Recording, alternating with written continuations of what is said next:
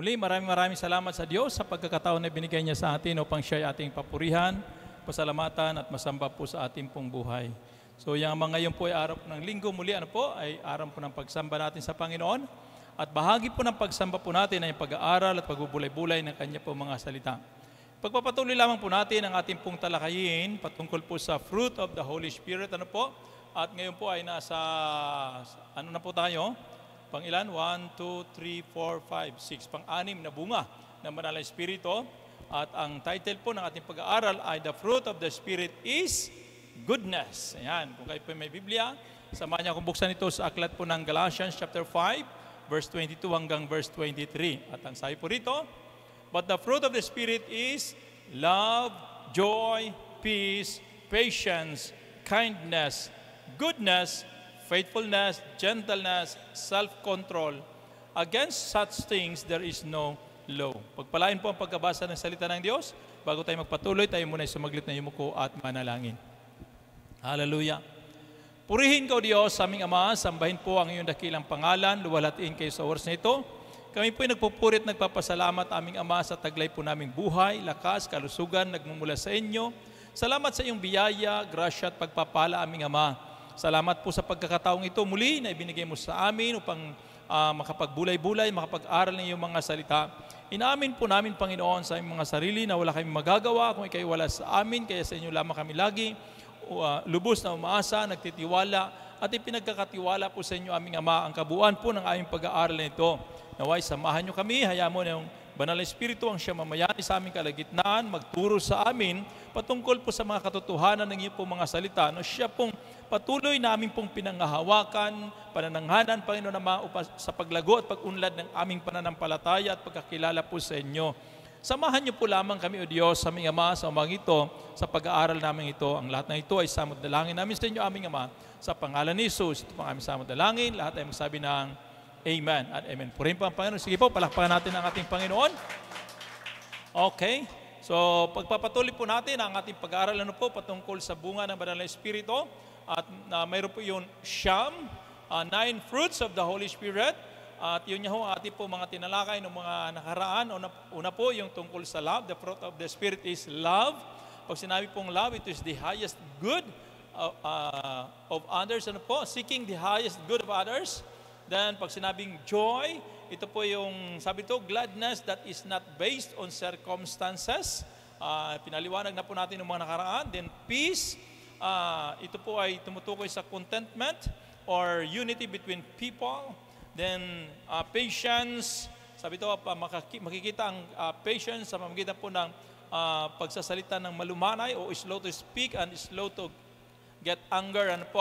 Then, kindness, yung ating pong tinalakay nung nakaraan, yung tungkol sa kabaitan, mapapakita ito sa pamamagitan po ng ating pagiging merciful, sa ating pong pagiging sweet, sa iba, at sa pagiging tender. Sabi rito, So ngayon, ang tatalakayin po natin yung goodness, At ang nakalagay po dito, sabi nga, maipapakita po natin ang pagiging good natin through generosity, Kaya sabi ito, generous and open-hearted. Yan, masasabi daw po natin na tayo po talaga ay mabuti kapag tayo po daw po ay mapagbigay.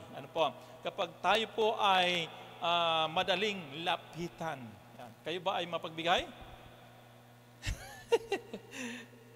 Hindi nga, inuulit ko po. Kayo ba ay mapagbigay? Yan. Kayo ba ay madaling lapitan? Mahirap lang hanapin. Ganyan daw yung mga politiko, madaling lapitan, mahirap hanapin. Yan, Well, mga kapatid, sa ating pong pagsisimula, sabi nga, the fruit of the Spirit is compared to the human character. Ang take note, yung bunga ng Banal na Espiritu, ito ay mayroong kahalintulad sa mga katangian natin bilang tao. Okay? Bilang tao. Kaya nga, yung ating mga tinalakay, muli, love, joy, peace, patience, kindness, and goodness. Yung ating pong pinakahuli ngayon, So, lahat ng iyon ay meron po tayong ganitong klase ng katangian na hindi po bunga ng Banal na Espiritu. Kaya there is a difference, may pagkakaiba po yan. Yung bunga ng Banal na Espiritu at saka yung ating pong mga character o katangian. Kasi may mga tao, tayo bilang tao, kahit po tayo daw po ay walang Espiritu ng Diyos, kahit po tayo ay, halimbawa yung unbeliever, ay meron din naman pag-ibig. Sila rin po naman ay merong joy. Sila rin naman ay merong pong peace. Sila rin naman ay merong patience. Minsan mas may patience pa nga sila minsan kaysa sa atin.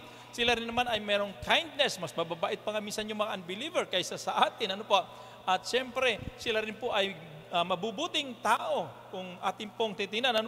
Na minsan mas mabuti pa nga yung mga unbeliever kaysa sa atin minsan ng mga believers na.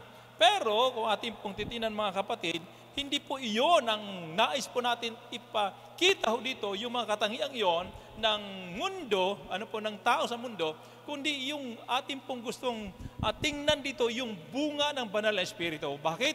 Kasi yung bunga ng banal na Espiritu na ito ay mas angat pa, mas mataas pa, kaysa doon sa katangian na mayroon ho ang tao. Kaya nga sabi nga, these are higher standards that a person can achieve. Kapag meron kang ganitong katangian, ikaw na ho ay talagang mabuting tao na. Kapag meron kang love, joy, peace, patience, kindness, kapag meron kang mga iyan, ikaw ay mabuting tao. Bakit? Kasi nga, talagang makikita mo na kapag nariyan sa iyo mga katangiang ito, ay talagang ikaw ay gagawa ng kabutihan. Okay? Pero sa isang Kristiyano, ay higit pa doon ang gusto natin makita po sa ating pong buhay. Bagamat mayroon na tayong love, joy, peace, patience, kindness, and goodness sa ating pong buhay, pero minsan ay kapag tayo po halimbawa ay hindi talaga nananangan sa Diyos, hindi sa banal Espiritu nang gagaling yung mga katangiang yon, ay yung bunga na yon, iyon ho minsan ay para bagang nawawala ho sa atin. Hindi siya nananatili, hindi talaga nagpapatuloy, hindi katulad ng bunga ng banal na Espiritu.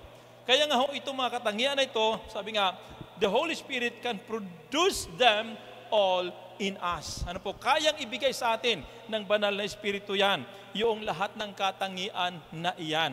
Okay? Kaya lamang, ang tawag doon ay fruit of the Holy Spirit. Okay? Take note, tandaan po natin mabuti mga kapatid, na yung fruit na iyon ay hindi pwedeng paghiwa-hiwalayin. Okay? Yun ho ay laging magkakasama. Hindi po natin pwedeng sabihin na mayroon tayong isa lang ang fruit natin. Halimbawa, ang fruit natin ay kindness lang. Hindi po pwede yun. Kung ikaw may fruit na kindness, naroon din sa iyo yung love, joy, peace, and patience. Kasi hindi naman bunga mo yan Bunga yan ng banal na Espiritu na inilagay sa iyo ng banal na Espiritu. Okay? Kaya hindi po natin pwedeng isa-isahin yan. Kinakailan, lagi ho magkasama yan. Titinan natin mamaya.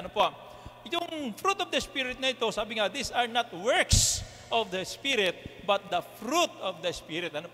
Hindi po ito gawa ng banal na Espiritu, yung bunga, kundi bunga talaga siya. Magkaiba po yung works of the Holy Spirit, magkaiba rin po yung fruit of the Holy Spirit. Para makita ho natin, halimbawa, isang example, salvation. Yung salvation is a work of the Holy Spirit. Na ibig sabihin natin mga kapatid, ibig sabihin na we cannot be saved unless the Holy Spirit works in us. Diba? Hindi natin pwedeng iligtas ang ating sarili. Hindi natin pwedeng ipagpilitan sa Diyos ang ating mga sarili para maligtas. Kundi ang pagkaligtas ho natin ay yun ho ay galaw ng banal na Espiritu sa ating pong buhay. Sino sa inyo nagsasabing ligtas na kayo? Taas ang kamay. Okay, sa mga ligtas na, hindi po yun dahil sa ating works, kundi ito ay dahil sa gawa ng banal na Espiritu sa ating buhay. Kaya nga nasasabi natin na we have an assurance of our salvation.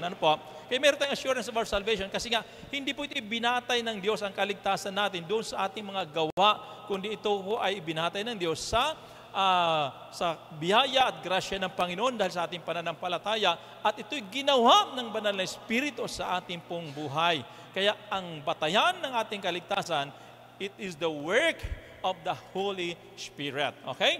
So mga kapatid, mamaya tatalakayin naman natin yon sa Ephesians chapter 2. Titingnan po natin yon. Tuloy muna tayo. Sabi pa rito, salvation is not reformation but regeneration. Okay? Anong kaibahan ng mga yon? Okay? Ang kaligtasan natin, hindi po iyon pagbabago ng ating pong anyo, kundi ito ho ay pagbabago ng ating pong pagkatao. Okay? Pag sinabing reformation, ikaw pa rin yan. Ikaw pa rin yan. Ano po? Binago lang. Na-reform lang. Tama ba? Pero pag sinabing regeneration, ay binago ka talaga. Ginawa kang brand new. Parang sasakyan, di ba? Halimbawa, kapag ang isang sasakyan ay medyo luma na, anong ginagawa para maging bago? Kinakailangan siya po ay i-renovate. Kumbaga, ano po? Pinturahan ng maganda, tapos ayusin. Pero, iyon pa rin siya. Ang tawag doon ay reformation. Kaya mayroon ngayong ginagawa yung tinatawag lang back to zero. Di ba? Sa sasakyan, para maging parang bago talaga, parang brand new, may nilalagay sila na pausok doon sa loob ng kotse. Kaya pagpasok mo sa kotse, parang brand new na ho ang bango. Di ba? Ang amoy ng kotse. Pero, iyon pa rin yun. Luma pa rin yun. Talaga hindi siya, Pero yung regeneration, sabi ng Bible, ito yung pagbabago ng iyong buong pagkatao. Okay? Kaya nga ho tayo as Christians, hindi ho tayo reformed. We are brand new person. Naniwala ba kayo doon? Sabi nga ng 2 Corinthians 5:17, if anyone is in Christ, he is a new creation. Take note, new creation. Bago ka nang nilikha ng Diyos. The old has gone, behold, the new has come. Ang sa panlabas na anyo, nakita ho natin, ikaw pa rin yan. Pero ang binago ng Diyos ay yung pagkatao mo, yung loob ng pagkatao mo. Yun ang nilikha ng Diyos. Kaya nga, ang sino mang nakipag-isa kay Kristo Jesus ay bago na siyang nilalang. Okay? Yun ang tawag doon ay regeneration. Okay? Then, sabi pa rito, changes in us are not due to imitation, but a change due to the indwelling of the Holy Spirit. Okay? Yung pagbabago daw po na mayroon ho tayo ay hindi dahil sa gaya-gaya lang. Hindi dahil sa paggaya ho natin. Si brother nga, sama-sama ng taong ito, pero nabago ang buhay. Kaya po rin magbago tulad niya. Hello, hindi po natin kaya. Hindi po natin kayang baguhin ang ating mga sarili. Kaya nga meron tayong ginagawang New Year's resolution. Pero yung New Year's resolution na yun, it will not last forever. Ang magtatagal lang talaga at mananatiling pagbabago sa ating buhay kapag ang banal na Espiritu na ang siyang nagbago na nito sa ating buhay. Kaya nga yung changes natin, yung pagbabago natin mga kapatid, it's all because of the Holy Spirit. Because of the indwelling of the Holy Spirit. Kaya tayo nagiging brand new person kasi mayroong banal na Espiritu na siyang gagawa nito sa ating pong buhay para tayo ay mabago. Okay? Kaya nga hindi ito gaya-gaya, ha? Hindi natin pwedeng gaya-gayahin ng iba. Na nagbago nga siya, di ako rin. Kaya ko rin yan. Wala hong ganon. Ang pagbabago na mayroon tayo, kaya tayo na-regenerate, it's all because of the works of the Holy Spirit in us. Okay? Amen ba yun? Dahil sa pagbabago na ginawa at ginagawa ng banal na Espiritu sa ating pong buhay. Tuloy po tayo. Sabi ito, the Holy Spirit is doing good things in us. Kaya mabuti ba? Napakabuti ba ng banal na Espiritu? Yes, mabuti po siya because He is doing good things in our lives. Mabuti ang kanyang layunin, mabuti ang kanyang ginagawa, mabuti ho ang gustong mangyari ng banal na Espiritu sa ating pong buhay. Kaya nga, nung siya ay nanahan ho sa atin, hindi lamang siya basta nanahan dyan at naging Lord lang, kundi nandoon siya para gumawa ng mga bagay na mabuti sa ating buhay. And that is why He produces good fruits. Nag-produce siya ng mga mabubuting bunga sa ating pong buhay in order for us to be a good person. Di ba? Para maging mabuting tao po tayo. Di ba? Kaya makikita po natin, lahat ng mga na-born again ay mabuting tao. Amen? Kaya dapat wag na makita sa atin, kung sasabi natin born again na tayo, hindi na dapat nakikita sa atin yung pagiging masungit, pagiging tamad, pagiging maramot, di ba? Dapat mabuting tao tayo. bilang mga born-again Christian. Bakit? Kasi nga, tayo ay binago na ng Diyos, binago na ng banal na Espiritu. Okay? So tuloy po tayo. The Holy Spirit is doing good in us. So ngayon sa ating pag-aaral, mayroon po tayong tatlong puntos na pag-uusapan. Ano po? Doon muna tayo sa una. Una, a good disposition. Okay? Kung ikaw ay isang tao naging Kristiyano na, ano po, dapat ay meron kang tinatawag na good disposition. Ano ba ibig sabihin ng good disposition? Sabi ito, a good disposition is different from a good mood. Actually, yung salitang disposition ay, nung tinignan ko sa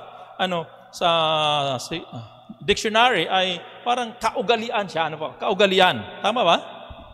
Disposition. Kasi pag titinam sa dictionary, ang salita sa Tagalog niyan ay disposition lang din naman. Paano mo natin i-explain ito? Yan. Pero mayroon naman siyang iba na nakalagay, kaugalian. Yan, kaugalian. So, actually, kasi ang kasunod po niya natin pag-aaral, good attitude. Parang magkahalid po lang po sila. Ano po, magkasinonym lang po sila.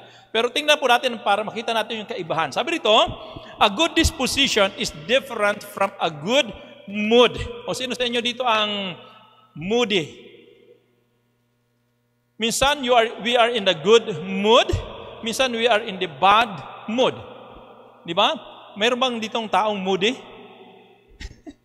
Na ibig sabihin ay nagiging maganda lang ang kanyang ugali kapag maganda at maayos ho ang kapaligiran. Di ba? Moody. Pero kapag ang kapaligiran ay hindi maganda, sumasabay siya sa hindi magandang pag-ugali. Minsan, kapag nakita niya sa kanyang kapaligiran ay naroon yung kanyang kaaway, hindi na siya makangiti. Kasi moody nga di ba? Minsan ganyan ho ang nangyayari, di ba? Nagiging good mood lang ho tayo kuminsan kapag maayos din po ang ating kapaligiran at nakita natin lahat ng kasama natin, kakampi natin. Pero kapag meron ho tayong hindi nagugustuhan sa kasama, nagbabago na yung mood ho natin. Yan ho yung mood, ano po? Pero hindi ganoon ang good disposition. Ang good disposition, siya po ay nananatili ang kanyang pagiging mabuti, ano po, kahit sa gitna na hindi mabuti ang sitwasyon. Okay? Kaya nga sabi rito, moods come and go, while dispositions retain. Di ba? Yung mood ho daw natin, nagbabago-bago yan. Minsan dumarating maganda ang ating mood, minsan naman ay hindi maganda. Kaya come and go siya. Pero yung disposition, lagi hong nananatili po yan. Lagi hong nananatiling maganda ang iyong ugali. Yan. Di ba? Lagi nananatiling maganda ang iyong pag-uugali. Okay? Then sabi pa rito, moods are changeable like the weather, but dispositions remain stable. Di ba? Kung paano daw po ang panahon ay nagbabago-bago, so ganyan po ang mood, nagbabago-bago din. Pero ang disposition, sabi nga, it remains stable. Mananatili ho siya. Di ba? Ang panahon natin pabago-bago. Sa Pilipinas, mayroon tayong dalawa ho ang ating tag-init at saka sobrang tag-init. Hindi. Sa ibang bansa, mayroon pong tag-sibol, taglagas, tapos tag-ulan, o taglamig, o kaya tag-init. Di ba tama? 4 seasons. Sa atin, 2 lang. Tag-ulan, at saka tagbaha.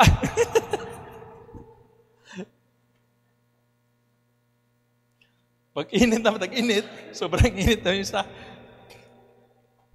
Okay? So, nagbabago-bago po yung panahon. Ano po? Dito sa ating bansa. Pero, yung dispositions, it remains stable. Di ba? Kapag maayos ang iyong pag-uugali, talagang kahit anong sitwasyon ng buhay, kahit inaway ka pa dyan, kahit binatupatukan ka pa dyan, mananatili ka pa rin good person. Di ba? Kaya hindi tayo minsan nagre-retaliate, hindi tayo gumaganti kapag tayo po'y mabuting tao. Kaya natin palagpasin ang lahat. Kaya natin maging mapagpasensya. Kaya nga yung lahat ng mga bunga ng Banal Espiritu nagmamanifest po sa ating buhay niyan kapag tayo po ay mabuting tao. Mabuti yung ating pag-ugali. And take note, pag tayo po ay normal lang na tao, hindi natin mapapanatili yung pagiging good disposition na yan. Pero kapag tayo po ay Kristiyano at naroon po ang bunga ng Banal na Espiritu sa ating buhay, mananatili po yan at mapapanatili po natin yung pagiging good, stable, good disposition po natin. Okay? Then sabi pa rito, a good disposition is a part of personality. Okay, bahagi po ito ng ating personalidad. So tayo bilang mga tao, ay meron tayong kanya-kanyang personalidad. Ano po? Physically o literally, bilang tao, mayroon tayong kanya-kanyang pag-uugali. Pero sabi nga, yung ating pong good disposition, it is more than an inherited traits. Okay? Kasi yung pag-uugali natin, minsan, minamana po natin yan sa ating mga magulang. Halimbawa, tatay mo mabait, kaya ikaw na anak, mabait din. Nanay mo mabuting tao, kaya ikaw naman anak, mabuting tao ka rin. Mayroon kang minana. Diba? Mayroon kang namamana. Pero yung pagiging good disposition, sabi ito, yung mabuting pag-ugali, ito ho ay higit pa doon sa ating pong minana mula sa ating mga magulang. Kaya kahit gaano pa kabuti ng ating mga magulang, minsan lalabas talaga sa ating buhay yan, yung hindi pagiging mabuti because of, dahil po sa ating pagiging makatao, pagiging tao na talagang masama ho tayo. As in, dahil tayo sa ating mga kasalanan. Kaya nga ho, ang Banal na Espiritu ay nariyan, sa atin, para mag-produce siya ng fruit of the Holy Spirit, at yan ho ngayon, yung goodness, para tayo po ay mapanatili natin yung ating kabutihan sa ating pong buhay. Okay? Higit pa, yung good disposition na ito, ay higit pa doon sa ating pong ugali, o personalidad. Okay? Bahagi ng personalidad natin, pero higit pa doon sa ating pong pagkatao. Okay? Then sabi ito, we can be acquired as we live consistently with God's love. Okay? Take note yung good disposition na ito ay makukuha lang talaga ho natin kapag tayo po ay nagpapatuloy na mamuhay doon sa pag-ibig ng ating pong Panginoon. Okay? Pag tayo po ay nananatili doon, kaya nga minsan as Christians, minsan hindi rin natin mapanatili talaga ganito pa yan, naroon ang fruits sa ating pong buhay, naroon ang fruit sa ating pong buhay, pero yung manifestation of that fruit ay hindi minsan natin napapanatili. Yun ang problema kung minsan sa atin. Kaya minsan akala natin, nalaglag na ang bunga ni brother. Napitas na. hindi po nalalaglag yan kasi nga hindi naman bunga natin, bunga ng Banal na Espiritu yan. Ang problema lang kung minsan ay hindi natin naipapakita, hindi natin hindi nagmamanifest sa ating buhay dahil ang dahilan minsan ay we grieve the Holy Spirit. Di ba? Kapag pinighati po natin ang Banal na Espiritu. So kaya nga, kailangan para ho ito ay mapanatili ho natin, kinakailangan manatili din po tayo sa pamumuhay doon sa pag-ibig ng ating Panginoon. Okay? Ito'y katulad daw po ng loving others as God loves us. Okay? Yung trait na ito, yung good disposition na ito, yung pagiging mabuti ho natin, ito'y katulad ng pagmamahal natin sa Diyos, gaya na, tama ba? Pagmamahal natin sa iba, gaya ng pagmamahal sa atin ng Diyos. Di ba? Bakit? Kasi we cannot love others kapag hindi po hindi natin naranasan yung pagmamahal muna ng Diyos. Intindihan natin? Hindi natin pwedeng mahalin ng iba kapag hindi natin hindi natin naramdaman yung pagmamahal ng Diyos. So, ganoon din po yan sa pagiging mabuti. We cannot do good to others unless we experience the goodness of God. Di ba? Kaya kinakailangan laging nag-uugat talaga doon sa ginawa ng Diyos sa ating pong buhay. Okay? So, once again, sabi ito, a good disposition makes us easy to live with. Diba? Sabi rito, a good disposition makes us easy to live with. Kaya, pag ikaw daw po ay mabuting tao, okay, meron kang good disposition, mabuting pag-ugali, madali kang makasama, mapakitunguhan, madali kang mapakitunguhan ng iba, mapakisamahan ng iba. Pero kapag ikaw ay walang good disposition, hindi mabuti ang iyong pag-uugali, mahirap kang pakisamahan. Di ba? Kaya minsan, yung iba, nagpapakabuti. Di ba? Para lamang madaling pakitunguhan. Kaya nga sabi ito, we become approachable because of our being good. Yan. Kaya madaling pakisamahan kasi madali ho tayong lapitan, naging approachable tayo kapag tayo po ay mabuting tao. Okay?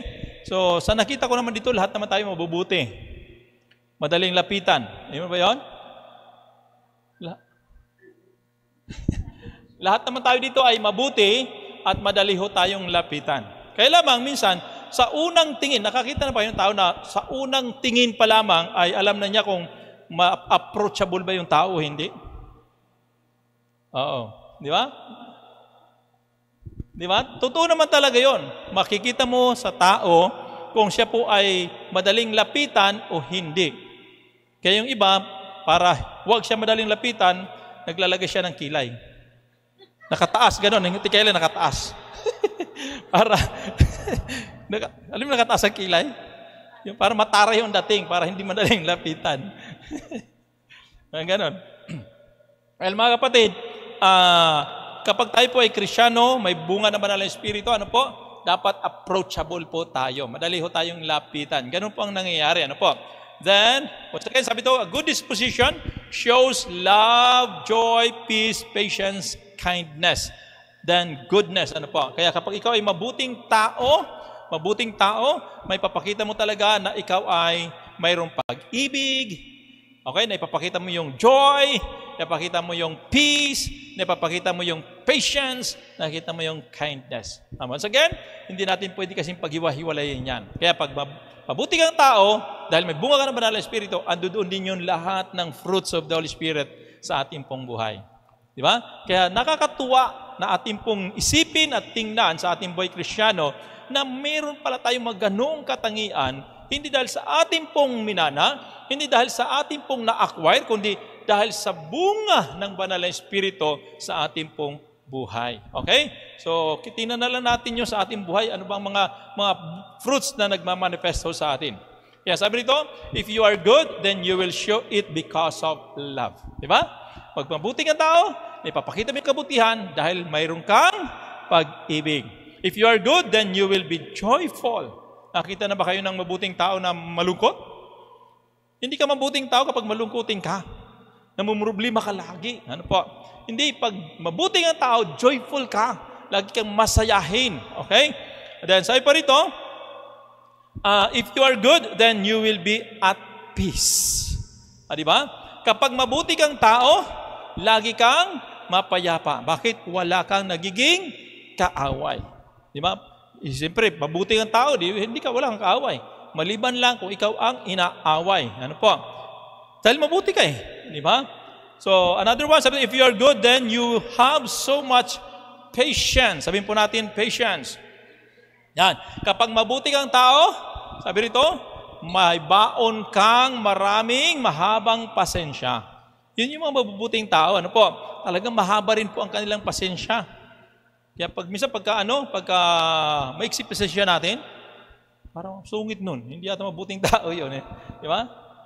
Kinakailangan, nandoon talaga siya. Okay? Then, sabi ito, if you are good, then you are kind at the same time. Di ba? Kung mabuti ang tao, syempre, mabait ka rin. Kung ituring. Di ba? Mabait din tayo. Kaya nga yung kabutihan at kabaitan, hindi natin pwedeng paghiwalayin yan Di ba? Kaya lahat yan, ang bunga ng banal na Espiritu, hindi natin pwedeng pag-isa-isahin yan. Kinakailangan laging magkakasama yan. Mayroon yang connection. Kaya nga, ulit, kaya nga kung ating pong titiyan, lahat yan ay nag-ugat doon sa pag-ibig ng ating Panginoon. Yun ang reason kung bakit singular ang ginamit po dyan. The fruit of the Spirit is love, joy, peace, patience. Hindi po sinabing the fruit of the Spirit are. Diba? Kasi plural yun. Marami yan siyam yan Pero is ang ginamit. Bakit is? Kasi nga, lahat ay nakaugat doon sa pag-ibig. Yan. Kasi you cannot be good without love. You cannot have peace without love. Diba? Lahat yun, nakaugat talaga doon sa pag-ibig. Kaya isa lang talaga kumbaga sa prutas, kumbaga, isang kumpul ho siya, pero marami hong bunga. Pero hindi natin pwedeng paghiwa-hiwalayin yan. Okay, tuloy po tayo. Yun ho ang good disposition. Ngayon naman, tingnan natin yung good attitude. Okay, a good attitude. A good person is also considered as kind. Katulad po ng sinabi natin kanina po, kapag mabuti na po tayong tao, kinoconsider din tayo na isang na mabait. Di ba? Anong kaibahan ng mabuti at saka mabait? Pag sinabi mabuti ay naipapakita natin ito sa pamamagitan po ng ating paggawa. Pero pag sinabing mabait, parang may kinalaman sa ating pag-uugali. Di ba? Okay. So, kaya nga sabi ito, a spirit-filled person is friendly. Diba?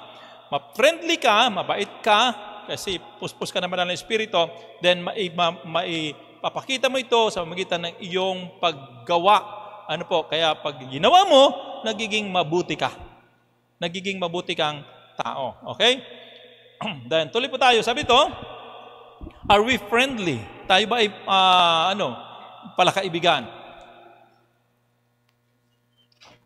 Kayo ba ay palakaibigan? Maraming kaibigan. Yeah, are we friendly? Kasi nga yun ay isa sa mga manifestation na ikaw talaga ay filled with the Holy Spirit, yung ikaw po ay friendly. Friendly ba tayo? Yan, dapat maging friendly talaga tayo. Ano po? Huwag tayo maging palaaway. Huwag tayo maging palaaway, bagkus maging friendly po tayo, palakaibigan ho tayo. Ano po? Kasi iyon ho ay one of the manifestation na tayo po ay filled with the Holy Spirit kapag tayo po ay talagang friendly. Yan, palakaibigan. Si Jesus, ang isang halimbawa, ano po?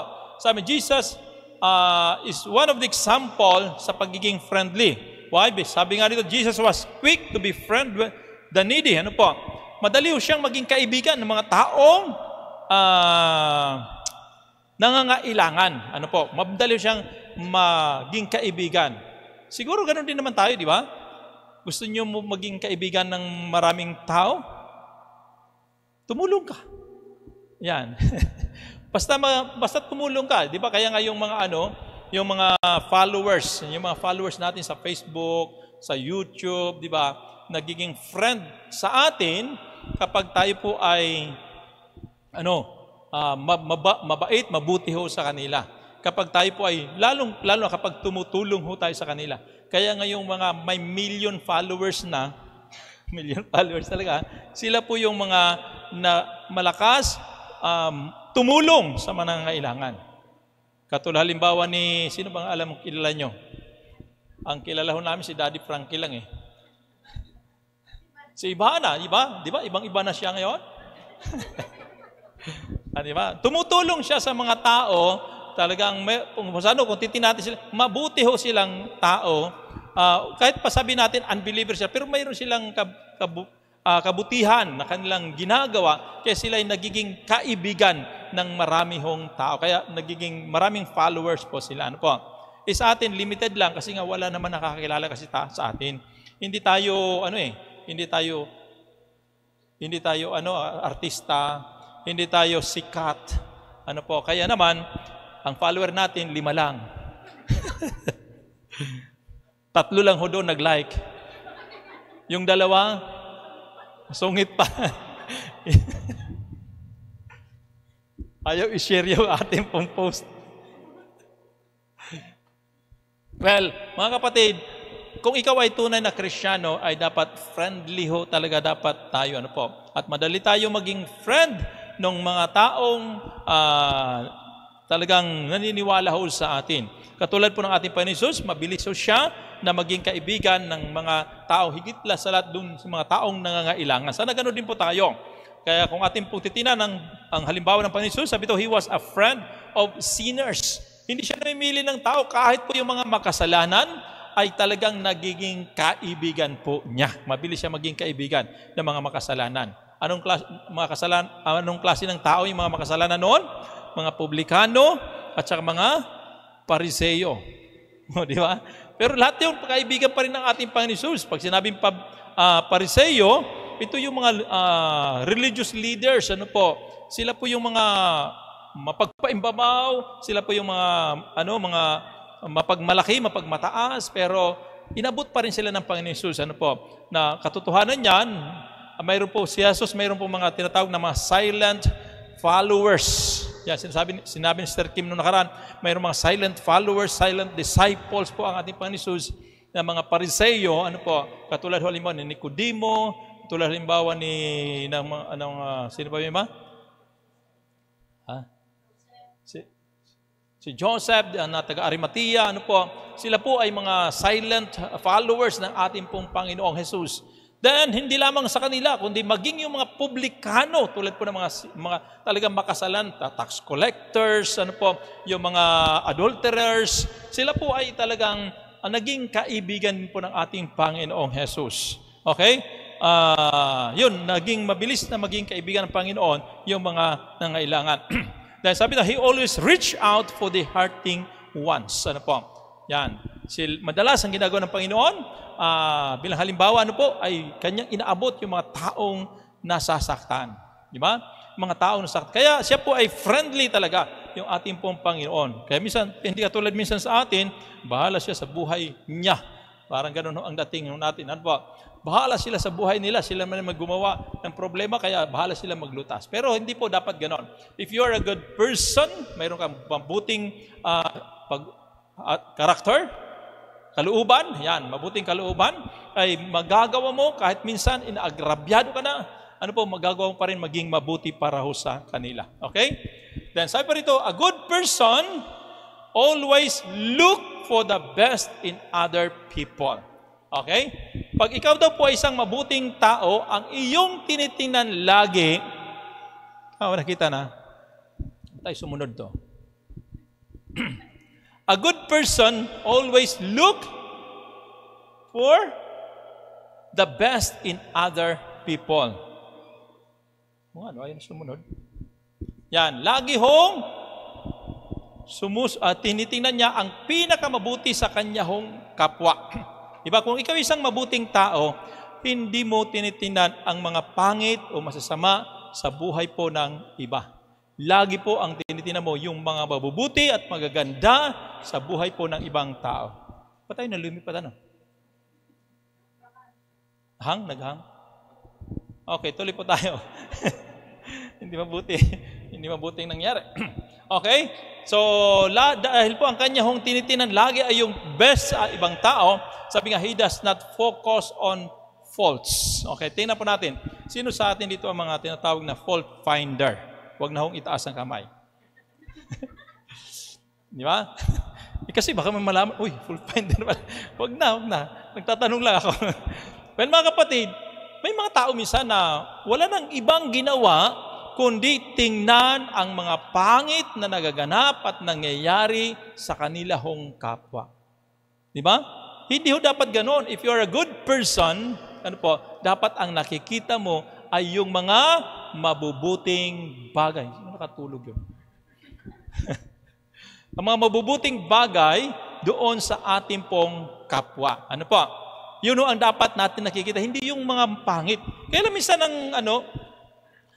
ang nangyayari, gumawa ka ng maraming kabutihan, yung pangit ho ang nakikita. O diba? Halimbawa, gumawa ka ng 10, puro mabuti yun. Yes, na-appreciate naman natin minsan yung kabutihan, pero pag gumawa ka ng isang tuldok, isang mali, ang nakikita niya, yung mali mo.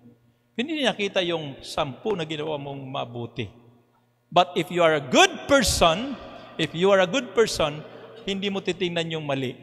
Ang titingnan mo ay yung mabuti. Kahit pa yung siyam ang mali niya, isa lang ang mabuti niya, ang titingnan mo pa rin ay yung mabuti dapat. Kung if you are a good person. Di ba? Kasi pag mali hong natin nakita, ang tawag doon ay fault finder. Di ba? Hinahanap mo lang yung pagkakamali ng iyong kapwa. Kaya nga, napaka-importante ng bunga ng Banal na Espiritu sa atin yung goodness para ho tayo po'y makita natin sa ating kapwa yung kabutihan talaga ng bawat isa. Diba? Kaya mula ngayon, sabihin po natin sa ating katabi, mula ngayon, tingnan mo ang mabuti sa iyong kapwa. Ang mabuti huwag yung pangit. Yung pangit, palagkapasin mo yon. Yan, huwag mong itanim sa iyong isipan. Ano ang mga pangit na nakikita natin sa ating kapatid, sa ating kapwa, palagpasin natin lahat yon. Di ba? O kaya naman ay make it positive. Gawin mo itong positibo para huwag kang magkaroon ng sama ng loob sa iyong kapatid. Di ba? Kasi minsan pag nakakita talaga tayo ng mali, hindi talaga natin minsan nakakalimutan. Pero kapag tayo mabuting tao, yung mga mali na nakikita natin, ginagawa natin positibo. Halimbawa, nakagawa ka ng mali. Tapos nakita ka na yung kapatid. Sabihin mo, siguro nagawa niya yon dahil lamang sa may pinagdadaanan. So, iniintindi mo siya. Hindi mo siya kinokondemn. Hindi mo siya hinahatulan agad. So, nag-iisip ka kung ano pong maganda para sa kanya. Kaya nga, looking for the best in other people. Yan ho ang good person. Di ba? Mabuting tao. Ano pa? Sabi to, he is not complaining. Yan. Kapag isang mabuti kang tao, hindi ka nagre-reklamo. Sabihin po natin, huwag ka na magreklamo. Sino ba sinasabihan niyo ako? Yan. Huwag daw tayo magreklamo. Di ba? Kasi ang isang taong mabuti, walang reklamo yan. Okay? Laging tinitinan niya yung pinakamabuti sa kanyang kapwa. Kapag may nakita siyang mali, hindi siya nagre-reklamo. He is not complaining. Ano pa? Tuloy natin. Sabi ito, he is not slandering. Okay? Yan ang good person. Di ba? He is not slandering. Ang Tagalog po nun, hindi siya naninira. Naninirang puri. Ayan, hindi niya sinisiraan ang kanyang kapwa. Ibig sabihin, kung ano man ang kanyang nakita, ito ay kanyang sinasarili na lang. Hindi niya ikinikwento sa iba. Hindi katulad ng biskwit, sinishare, di ba? Pero yung, yan, candy, sinishare po natin, pero yung hindi magandang ginagawa, huwag na natin i-share sa iba. Sarilinin na lang ho natin. Kung mayroon halimbawa tayong nakita, huwag na natin i-share sa iba. Okay? Yan ho ang good person. And take note, ang lahat ng iyon na mga kabutihan na meron tayo, it is the fruit of the Holy Spirit. Bunga na banal na Espiritu yon. So therefore, if you have the fruit of the Spirit, yung goodness na yan, nagiging good person ka, therefore, hindi ka na fault finder, hindi ka na nagko-complain, hindi ka na nag-slander. Bagkus lahat ng iyong nakikita, you are turning it into good. Ginagawa mong mabuti ang lahat. Kahit may nakita ng masama, ginagawa mong mabuti. Positibo ang lahat. Kaya nagiging mabuting tao ka. Kaya napakasarap isipin, di ba? Mantakin mo, ang lahat ng iyon ay produce ng banal na Espiritu sa buhay po natin. Bunga ng banal na Espiritu sa buhay po natin. Para lang talaga tayo ay maging mabuting tao. Di ba? Kaya talaga napakabuti ng Diyos para sa atin. Hindi lang niya tayo iniligtas, hindi lamang tayo binigyan ng buhay na walang hanggan. Gusto pa niya, habang tayo narito sa mundo ito, maging mabuting tao tayo. Amen ba yan? Kaya napakabuti ng Panginoon. Ayaw niya na maging masamang tao ka. Ayaw na tayo ay makakitaan ng hindi magandang pag-uugali. Okay? Tuloy po tayo. Then sabi ito, a good person's attitude is displayed better at home, at church, at work, etc. So, kung ikaw ay isang mabuting tao, dapat pinapakita mo ang iyong kabutihan, hindi lamang sa loob ng simbahan, maging po sa loob po ng ating tahanan, at maging sa loob po ng ating trabaho. Di ba? Minsan mabait ho kasi tayo sa church lang. Hindi, naniwala ba kayo doon? Hindi, marami hong Kristiyano mabait sa loob ng simbahan. Pero pagdating sa bahay, nagbabait-baitan. Pagdating sa trabaho, nagbabait-baitan ho tayo. Pero minsan hindi talaga natin maiwasan. Kasi nga, lalo-lalo sa mga mahal natin sa buhay, hindi ho tayo mabait, hindi tayo mabuting tao kung minsan. Pagdating ho doon sa ating pong mga mahal sa buhay. Pero sa loob ng church, mabuti ho tayo, di ba? Minsan, pag halimbawa, mayroon pong ibang kapwa natin, kapatiran natin, humihingi, ito. Yan, pwede ba makahiram dyan ng 10 piso? May bibilhin lang akong bigay ka kaagad. Pero sa bahay, ang iyong anak, Nay, pahingi ng 10. Ano ka ba naman? Hingi ka ng hingi. O, di ba? Hindi tayo mabuti minsan sa ating mga anak. O, di ba? Totoo naman talaga yun. Diba? Nangyayari at nagaganap po yan sa atin. Diba? Kaya minsan, mas mabuti ho tayo sa simbahan kaysa loob po kaysa sa labas ng ating pong simbahan. Okay?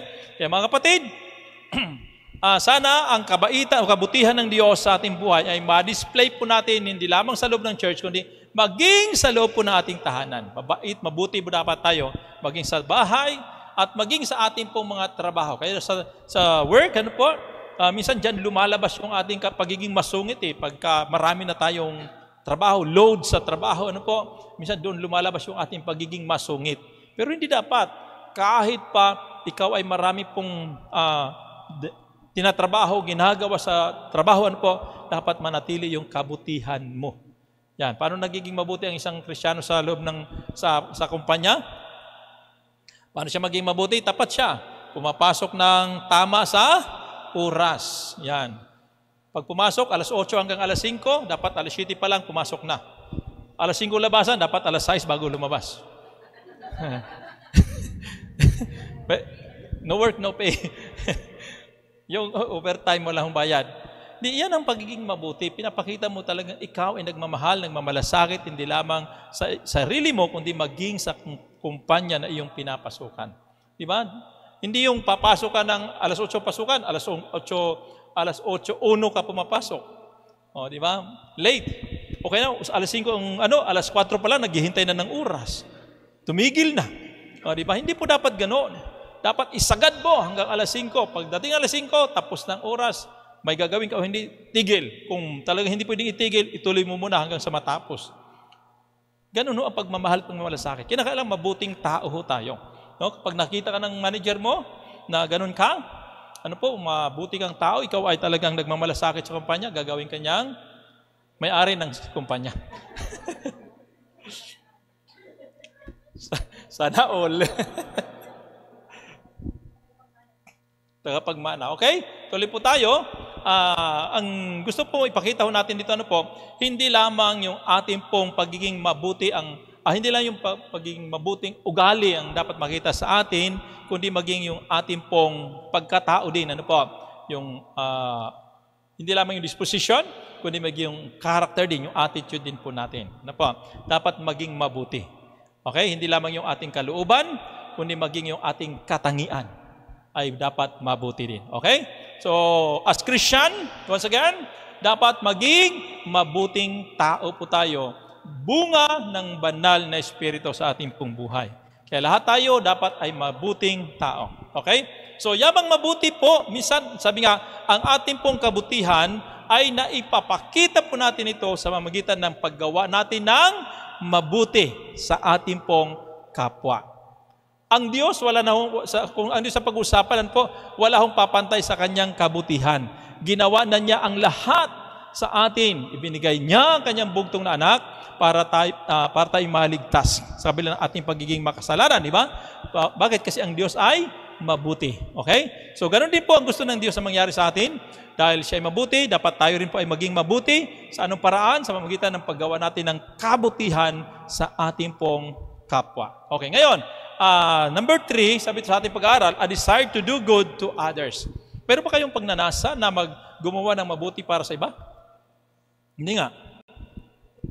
Mayroon ba kayong desire na gumawa ng mabuti para sa iba? Kasi minsan iniisip natin bahala siya sa buhay niya. Magsikap siya para gusto niya umunlad. Kung gusto niya makakain, magtrabaho siya. Ang lakas-lakas pa niya.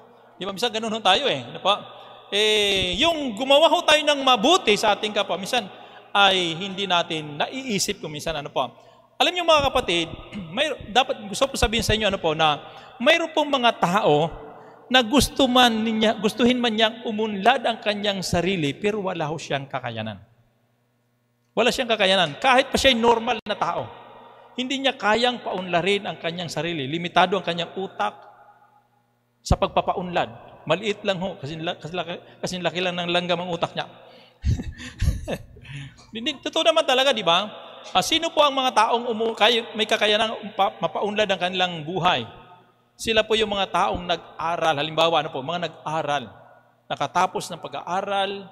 Diba? Kaya minsan nakikita natin yung mga tao na tapos na mag-aral, kaya nilang paunlarin ang kanilang sarili. For example, yung doktor, yung kontraktor.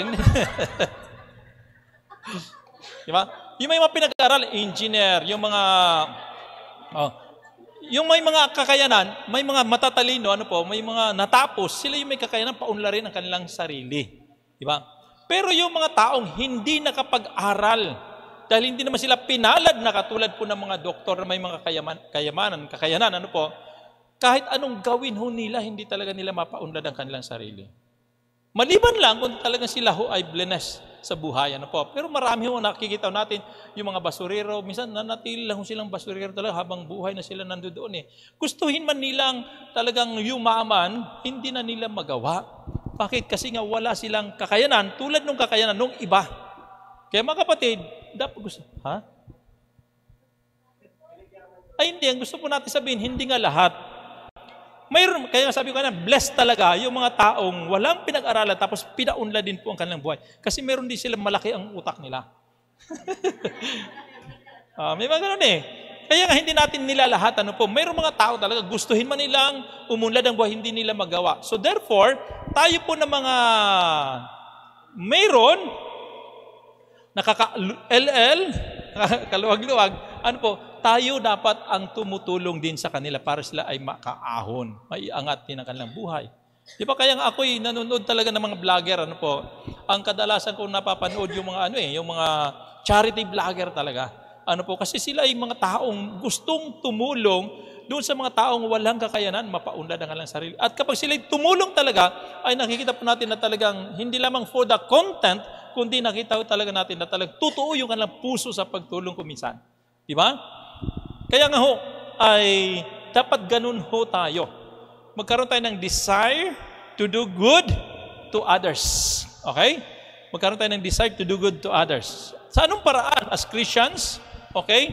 Pero bago po yun, sabi nga, ang ating desire sa paggawa ng mabuti is not to earn salvation. Okay? Kaya yung good works na meron tayo, hindi po yon ang makapagliligtas sa atin. Ang take note marami hong tao sa mundong ito na gumagawa ng mabuti para maligtas. Okay, sino sa inyo ang gustong gumawa ng mabuti para maligtas? Para maligtas. Hindi mga kapatid, ganito po yan Gusto nating linawin ito kasi nga dyan doktrina po ito Doktrina po ito, Hindi tayo gumagawa ng mabuti para maligtas. Dati yun ang alam natin. Kaya nga sabi doon, salvation plus good works equals, tama ba yun? Faith plus good works equals salvation. Yun ang dati na naiintindihan po natin. Kinakailangan naniniwala ka sa Diyos at samahan mo ng mabuting gawa para maligtas ka. Hindi po. Yun ang dati natin paniniwala. Pero ngayon, hindi na ganoon. Kinakailangan purely ang ating kaligtasan ay dahil sa biyaya at grasya ng ating Panginoon. Yung good works ay fruit, bunga o evidence ng ating pong salvation. Kaya nga, good works do not earn salvation. Good works could not earn salvation. Okay? Hindi po siya nakakapagligtas yung mabuting gawa. But the good works, ito po ay evidence, katibayan lamang po na ikaw po ay naligtas na. O para mapatunayan po natin, yung binanggit ko kanina, sa Ephesians chapter 2 verse 8, babasahin po natin, sabi po doon, for by grace you have been saved through faith, and this is not your own doing, it is the gift of God, not a result of works, so that no one may boast. Okay, basahin po natin, huwag niyong tutulugan. Napaka-importante ng talatang ito. Diyan kasi nakasalalay yung ating pong kaligtasan. Yan ang pinagbabatayan po natin ng ating doktrina ng kaligtasan. Intindihin nating mabuti yan. Yung Ephesians chapter 2 verse 8. Sabi doon, for by grace you have been saved through faith. Papaliwanag natin na mabuti. Yung ating pong kaligtasan, take note ay grasya ng Diyos yan. Ibig sabihin, pag sinabing grasya ng Diyos, galing talaga sa Diyos yan, ibinigay sa atin ng libre. Kaya sabi doon, through faith. So actually, mga kapatid, pakinig kayo mabuti. Ano ang bahagi natin when it comes to salvation? May bahagi ba tayo dyan? Sa ating kaligtasan? Yan. Nakalagay doon, through faith. But we need to understand that even the faith that we have is not coming from us. Galing pa rin sa Diyos yan. Bakit? We could not have faith unless we hear the Word of God. Faith comes from the hearing and hearing the Word of God.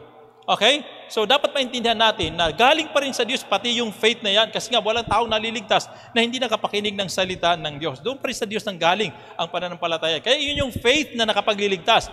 Yung pananampalataya na nanggagaling sa salita ng Diyos. Okay? Dahil sa iyong napakinggan. Kasi wala hong tao na naliligtas na hindi nakapakinig ng salita ng Diyos. Kaya kapag pinag-usapan po natin yung salitang faith, malawak po yan, sabi ng Biblia, maging ang diablo ay naniniwala din, nananampalataya din, nangangatog pa nga ho siya nangangatal pa nga ho siya. Pero ligtas ba siya? Hindi siya ligtas. Kaya maraming tao ang nananampalataya sa Panginoon, nananampalataya sa kaligtasan, pero hindi naligtas. Bakit? Wala ho sila doon sa faith that comes from the hearing the Word of God. Wala ho doon. Nandoon lang sila sa sarili nilang faith. Sariling pananampalataya, paniniwala, pero hindi galing ho sa Diyos yung pananampalataya. Okay? And sabi doon, and this is not your own doing. Okay? The salvation that we have is not because of our own doing. Hindi ito sa ating pong pagpunta sa church. Hindi dahil sa ating pagiging mabuti. Hindi dahil sa ating pong pagiging mabait. Hindi sa ating pagiging relihiyosong tao. Kundi it is, sabi ito, it is not our own doing, but it is the gift of God. Sabihin po natin gift of God. Okay, pag sinabi pong gift of God, anong ibig sabihin po noon? Regalo. O pag sabing regalo ay walang bayad. Libre ho yan. Nakita ba kayo ng regalo na pinabayaran sa inyo? O ito, may gift ako sa iyo. Actually, yung exchange gift po, hindi po yan gift talaga. Yun ho ay barter. Palitan di ba? Yon. So, yung gift na ito na galing sa Diyos, ito ho talaga ay gift na wala hong bayad. Ibinigay ng libre ho sa atin. Hindi natin pwede sabihin, sige, may regalo ako sa iyo, pero pahingi piso. Di ba si iba na, ganon? May bibigyan ako ng cellphone, pero kinakailangan kapalit piso. Hindi ba napanood yun? Wala, hindi kayo fans na Ibana. Hindi, ginawa ni Ibana yun. Talagang namimigay siya ng cellphone. Tapos ang kapalit noon, piso lang. Kaya hindi pa rin siya gift. Siya ay may bayad, piso. Di ba? Ganun talaga yun So, ganun. Pero sa Diyos, wala. Kung binigay niya sa atin ng kaligtasan, walang bayad. It is a gift. It is a free gift. Okay? Then sabi sa verse 9, not a result of works. And that is why our salvation could not be earned by our own good works. Ano po? So that no one may boast. Sabi ito. Kaya hindi sa pamamagitan ng ating kabutihan, kaya tayo ay naligtas. Kaya mga kapatid, sabi ito, ang ating pong works, good works, sabi na could not earn salvation. Okay? Tuloy po tayo. Sabi ito, we are saved by grace through faith. We cannot earn heaven through good works. Why? Sabi ito, ang good works na yan, sabi nga, it is the evidence of our new life. Okay? Good works are to be the evidence of new life. Diba? So, bagamat hindi sa pamagitan ng ating mabubuting gawa tayo ay naligtas, anong gamit noong good works na mayroon ho tayo? Okay, anong gamit ho noon? Ito ho ay, ang good works natin, ito ay bunga o ebidensya na tayo po ay naligtas na. Doon lang magiging credible sa Diyos, yung ating good works kapag tayo po ay naligtas na. Kaya nga, lagi po sinasabi, na yung pinaka-foundation talaga natin sa ating buhay ay salvation. Kinakailangan ligtas ka muna, sapagkat kahit anong gawin natin dito sa mundong ito, kahit pa tayo ay every Sunday na sa church, gumawa tayo ng maraming kabutihan, maging mabait man tayong todo, di ba? Pero kung hindi ho tayo ligtas, walang kwenta ang lahat ng iyon. Di ba? Kaya pinaka-foundation natin, unang-una, maligtas muna tayo. Then after being saved, ano susunod? Kinakailangan gumawa tayo ng mabuti. Kaya nga sabi dito sa kung ating itutuloy po yung pagbabasa, sabi nga, we are created unto good works. Yun ang dahilan kung bakit tayo nilikha. Ephesians chapter 2 verse 10, sa verse 10, sa sunod na talata, sabi dito, for we are His workmanship, created in Christ Jesus for good works, which God prepared beforehand that we should walk in them. Okay, ano sabi doon? We are created in Christ Jesus. Kaya nga, if anyone is in Christ, He is a new creation. Kaya nga na bago na siya. Yung ibig sabihin, bagong nilalang na siya. He is a new creation. Kaya nga, sabi doon, anong reason kung bakit tayo inilikha kay Kristo Jesus? Sabi ito, for good works. Para tayo gumawa ng mabuti. Kaya nga as Christian, after being saved, the next thing na kailangan po natin gawin, gumawa ng mabuti. Gumawa ng mabuti. Okay? At ang sabi ito, yung paggawa natin, yung ating pong pagkalikha na yon, God, sabi ito, para gumawa ng mabuti, which God prepared beforehand that we should walk in them. Sabi doon, na ang paggawa ng mabuti na ito ay inihanda na ng Panginoon. Noon pa man, bago pa man nilikha ang mundong ito, para iyon daw po ang ating pong lakaran. Kaya wala hong nabuborn again, wala hong tao na kay Kristo na hindi nagiging mabuting tao. Amen ba yan? Inuulit ko po, wala hong tao na kay Kristo Jesus na hindi nagiging mabuting tao. Yun talaga ang gusto ng Diyos sa ating buhay. The reason, bakit nanahan sa atin ang Banal na Espiritu, para maging mabuting tao tayo. Di ba? Para hindi umiral yung ating sariling pagkatao na hindi mabuti. Pagkus ay umiral yung ang bunga ng Banal na Espiritu sa ating pong buhay. Okay? So, importante po yung works sa ating buhay. Inulit ko po, importante po ba yung works sa ating buhay? Yes. Pagamat hindi nakapagliligtas, importante pa rin po yon, sapagkat sabi daw, yan ang ating pong lalakaran. Diyan tayo mabubuhay sa mabubuting gawa. Hindi para maligtas, kundi bilang bunga ng ating pong kaligtasan. Okay? Sabi ni James, faith without works is dead. James chapter 2 verse 26, for as the body apart from the spirit is dead, so also faith apart from works is dead. So yaman ngayon po, sabi nga, kaya nga ating pinag-aaral at natalakay dito ay yung tayo po ay naghanap ng paraan para paano makagawa ng mabuti. So gusto niyo ba gumawa ng mabuti? You have the desire to do good to others? Yan. So anong dapat natin gawin? Sabi nga, seizing opportunities to do good to others. Yan. So anong paraan? Anong dapat natin gawin? Para makagawa ng mabuti, unang-una, sabi ito, damalaw ka sa may sakit. Yan. Yung may sakit na hindi nakakawa. Joke lang. Yan. Sabi rito, visiting the sick. Kasi bakit kailangan bisitahin yung mga may sakit? Kasi nga, sila po ay nasa mababang kalalagayan ng kanilang buhay, wala hong kakayanan para nakatulad ho natin, na malakas. So, para makagawa ng kabutihan, dumalaw sa mga may sakit. So, kung gusto nyo talagang gumawa ng mabuti, dapat, pumunta ka sa ospital, maraming mga sakit doon. Kaya mayroong mga simbahan na talagang, yung mayroon silang tinatawag na hospital, ministry. Yan, visitation ministry, at ginagawa nila sa hospital, ginagawa nila sa jail, doon sa mga taong walang kakayanan na napaunlad ang kanilang sarili dahil mayroon silang mga sakit. So, kung gusto natin gumawa ng mabuti, pwede ho doon. Caring for the widows. Sabi dito, kung gusto natin makagawa ng mabuti, alagaan daw po yung mga balo.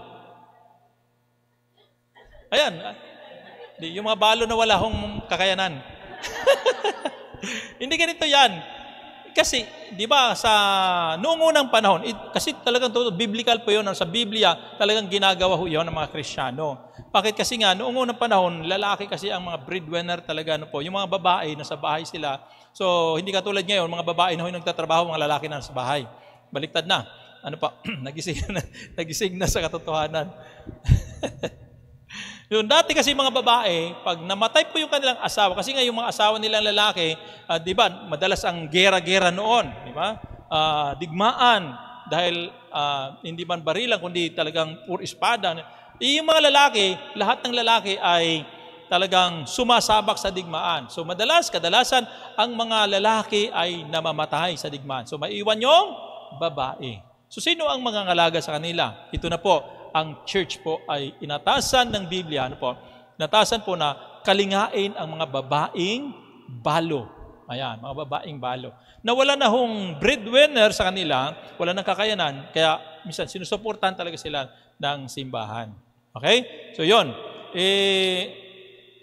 Ngayon kasi sa ating panahon ay mga babae, kahit balo yan, malakas o kumita yan. Sila na hong alaga sa inyo. Yan, caring for the widows, ano po, yun ay isa sa mga pwede ho nating magawa doon sa mga ibig sabihin, sa mga wala hong kakayanan. Mga walang kakayanan na talagang para makagawa tayo ng kabutihan para sa kanila. Okay? Then, ano pa? Giving to the poor. Yan, sino dito ang poor?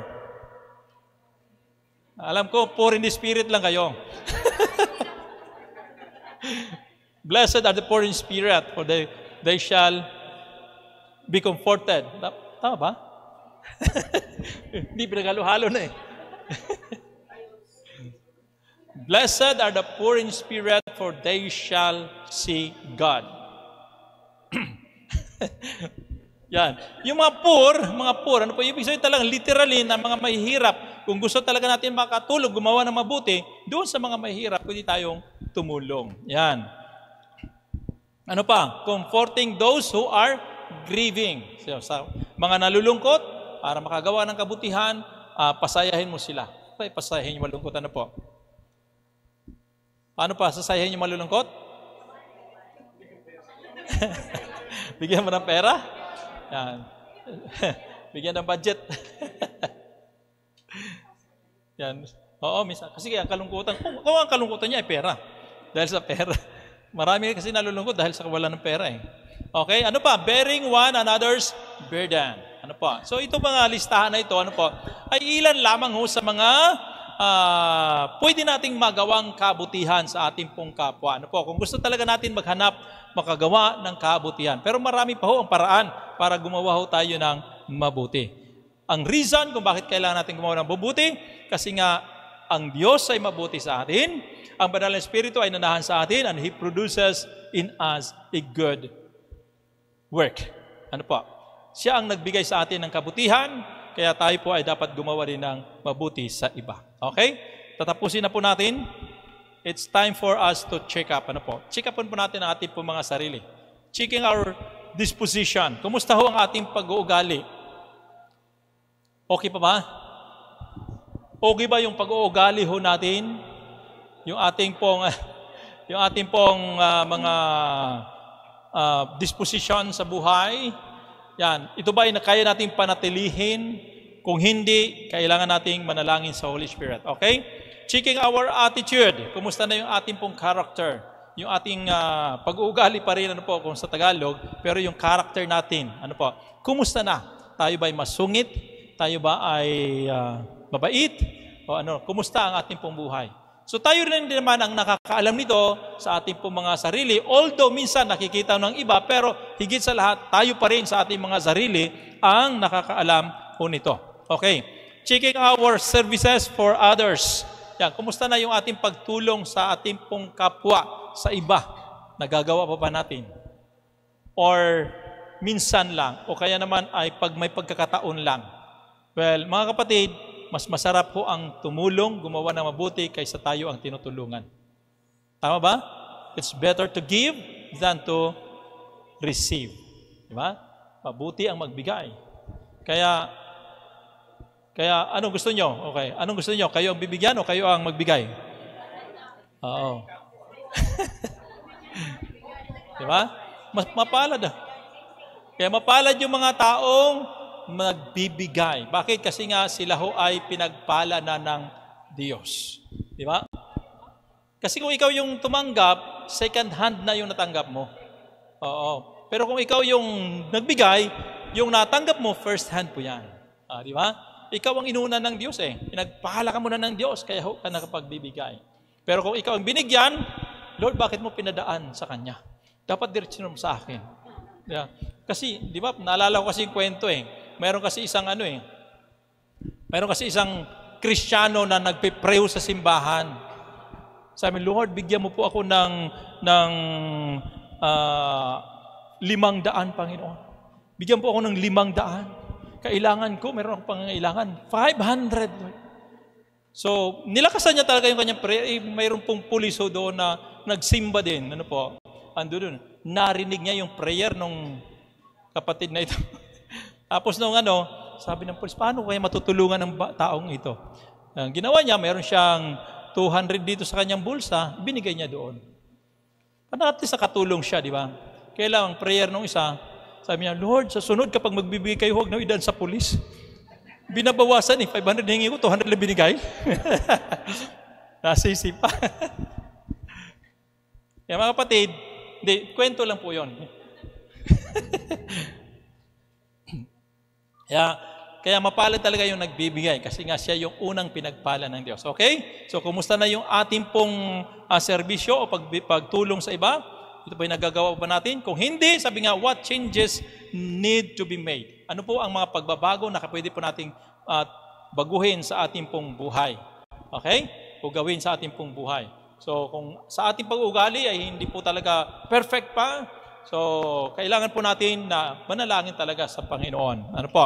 Ayusin ang buhay. Kung ang ating pong character ay hindi po ayos, yan, ipag-pray natin sa Panginoon yan. Kung ating pong paggawa ng mabuti sa ating kapwa ay hindi pa natin nagagawa ng talagang tudo-tudo, pag-pray pa rin natin sa Panginoon yan. Okay? So, sabi ito, let the Holy Spirit change us and make us a good person. Diba? Hayaan natin ang ating kabutihan ay naggagaling talaga sa banal na Espiritu. Sana ang banal na Espiritu talaga ang siyang mamayani, maghari sa ating buhay para tayo po'y maging mabuting tao. Makagawa ng mabuti sa ating pong kapwa. Amen ba yan? Sabihin po natin sa ating katabi, maging mabuti ka.